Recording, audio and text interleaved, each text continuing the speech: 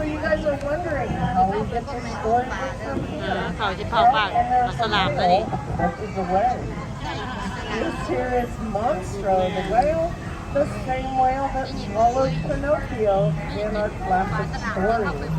Though his jaws do look menacing, don't worry folks, he's just away in the storybook ไปใน land. ท้องเราได้ปะเนี่ยนะโอ้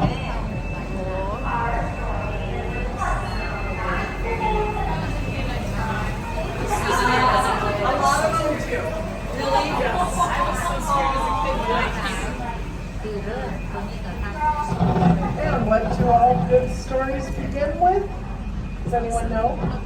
Once upon a time. Thank you, ladies. Once upon a time. And once upon a time, there was a big bad wolf and three little pigs. Those little pigs lived on the right-hand side.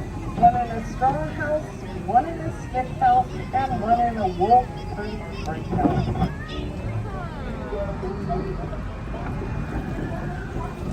And as we turn the corner, we come to an English cottage. This is home to Alice. One golden afternoon, Alice followed a white rabbit down the rabbit hole where she went down, down, down into Wonderland.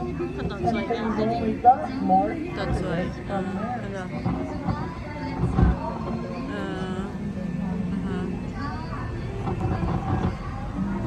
And on your right-hand side is the famous London Park. This is where Peter Pan took the darling children on first flight to Never Never Land, where they never had to grow up. And if you look straight ahead, you'll see the city of Agrabah, a city of mystery and enchantment. This is where a street rat named Aladdin bumped into a princess named Jasmine in the marketplace. Not only did he steal bread that day, he also stole her heart. And under these golden archways are the same archways that Aladdin took Jasmine on her first carpet ride. Over, sideways, and under to a whole new world.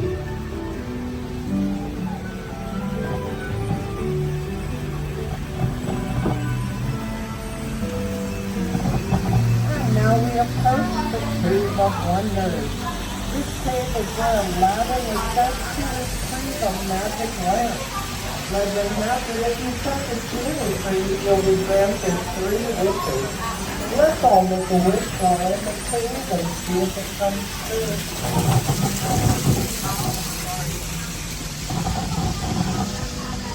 And if we look to our right, you'll see a cozy cottage, which is home to the 7 dwarfs, who welcomed in Snow White when she led the evil queen.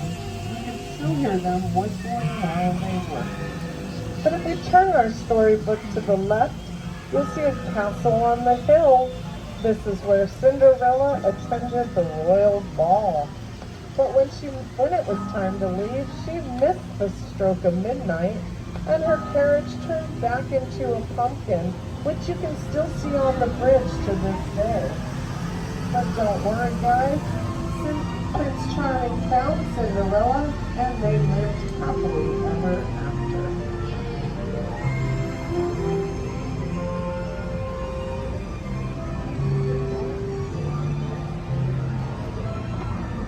And on our left is a quilted flower bed of patchwork quilt.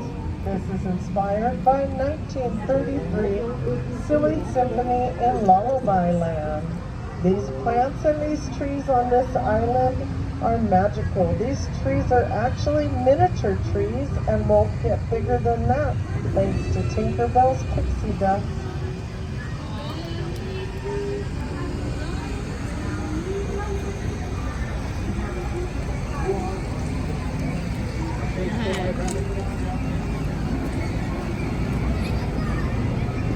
And now we approach Toad Hall. Toad Hall is home to Mr. Toad. But sorry folks, Mr. Toad's not in right now. He's on a wild drive to nowhere in particular. And under those snow-capped mountains is the city of Arendelle, home to Elsa and Anna. This is where they discovered something more powerful than Elsa's magic, the power of love.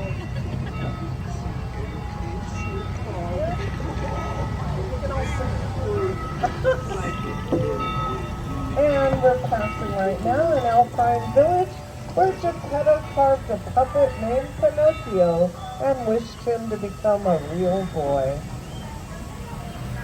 This brings me to our last story here in Storybook Land about a little mermaid who traded in her fins for wobbly legs as she met Prince Eric. She followed him to his castle by the sea, but Ariel had to give up her underwater world in Atlantica with her father King Triton. She gave all that up and became part of our world. Thank you guys for joining me today in Storybook Land. For your safety, please remain seated